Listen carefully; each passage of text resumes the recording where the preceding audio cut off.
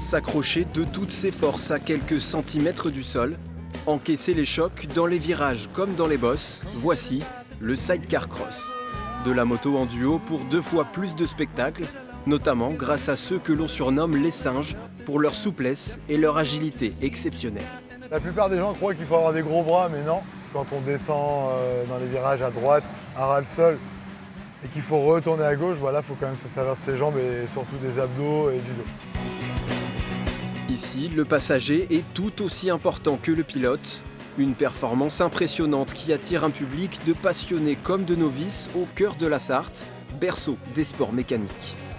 Je l'avais jamais vu et c'est impressionnant parce qu'il bouge comme ça et tout et ouais, franchement c'est pas mal. C'est plus joli à voir que la motocross, il y a plus de spectacles. Et puis le temps, pas trop chaud, pas trop froid, pas de pluie, qu'est-ce que vous voulez de mieux? 33 équipages, 5 nationalités représentées, une participation record sur le circuit mais aussi en dehors. Près de 5000 spectateurs ont répondu présents, dont la moitié avait coché cette case du calendrier depuis longtemps. En termes déjà de prévente, on est au-dessus de ce qu'on espérait généralement. Voilà, on flirte avec les 2000 sans les atteindre. Là, cette année, on est largement au-dessus. Tous les signaux sont au vert.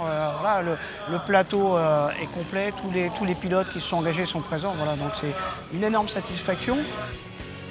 Simple curieux ou véritable passionné à torser en vallée, le sidecar cross est sacré.